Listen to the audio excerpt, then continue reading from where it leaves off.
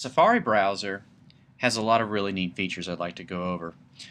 Up at the top is your navigation. There is a back and a forward button for browsing around. Also at the top is two little boxes, and if there's a number inside the box, that'll tell you that is how many windows you have available. So if you touch that little square box, it will show you I had 5 windows open. You can choose from any of the windows that you have open, or down at the end it will have a new page where you can touch that and bring up a totally new blank window. If you would like to close some of these extra windows, there is an X in the top left corner that will allow you to close those windows. Also at the top you have a little book looking icon that is for your bookmarks, and you can leave your bookmarks here. And also there is a plus arrow which will allow you to add a bookmark.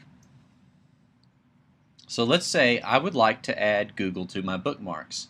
I'll hit this little arrow, add bookmark, and then there are 2 places you can leave it. You can leave it in your bookmarks, which is this list of bookmarks that scrolls down when you hit the book icon, or you can leave it in something called the bookmark bar. The bookmark bar is this bar at the top of mine with some of my favorite websites, and the bookmark bar will allow me to go to these websites really easy. If you do not have a bookmark bar at the top of your browser, what you'll need to do is you'll need to turn it on in the settings, which I will do for you now. If you would like this bar at the top, go to your settings, which is the little gear icon. Go to the Safari in the left-hand pane, which will allow you to choose the options for the Safari browser. And there is a Always Show Bookmarks bar, which you can turn on. And when that is turned on, you will have this bar at the top with some of your favorites that you can add to it. Alright, also at the top of the browser is the URL address, which you can type into by tapping with your finger. If you would like to change what's up here, you'll get a cursor. Holding your finger down gives you a little magnifying glass where you're able to put the cursor in somewhere that you'd like, or if you'd like to clear it, there is an X over here on the very right hand side that will allow you to exit out and type web addresses manually. When you're typing web addresses, this will capitalize, this little upward arrow. When it turns blue, you know you're going to be capitalizing something. And there's also in the bottom left a number key, which will give you a row of numbers and symbols. The shift key is replaced when you're in the number keyboard with this bunch of symbols, which will give you a third keyboard. Also, whenever you're typing, if it interests you, you can hold down like the U key and get all the different kinds of U's that might be available. You can do the same thing with the O and with other letters.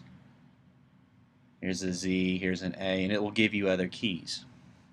And finally, at the top of your browser, in the top right corner, there is the search. And you're able to search for anything, anytime, in any web page by hitting that search bar up here. So what I'm going to do now is I'm going to show you how to save a photo while you're browsing around on the internet.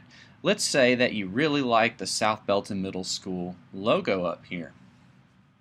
What you can do is just hold your finger down on that logo and it will give you a pop-up. You can open it, open in a new page, save the image, or copy it. I'm going to click Save the Image. Now, since I saved that image, I'll show you where it put it.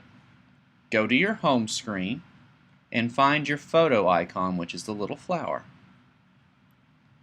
There is a folder called Camera Roll, and at the end of the camera roll is the last photo that I saved, and you can see it right there, which is the same thing that I was looking at right here.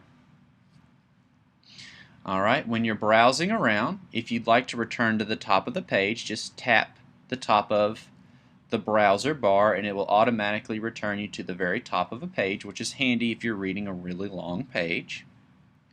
If you'd like to open a link, just touch it. But if you'd like to open a link in a new window, hold your finger down on the link and you get the option to open in a new window. And then now you have two windows open. And you're able to go back and forth between them, which can be really handy. You have pinch to zoom, of course. And if you want to zoom in on a column, you can double tap and it will take you in closer to what you're looking at. If you would like to select text to manipulate it, hold your finger down on some text and it will select an area that you're able to drag and then copy. Once you have copied text, you can go to any other application and you can paste that text in the other application. For example, I'm going to go into Pages, and since I've copied that text, what I'm able to do is touch where the cursor is and paste. You can see it pasted that text in there, and I don't want that text in there, so I'm going to take it out. Alright, so the Safari browser is a pretty good browser. It's pretty powerful, allow you to do a lot of things.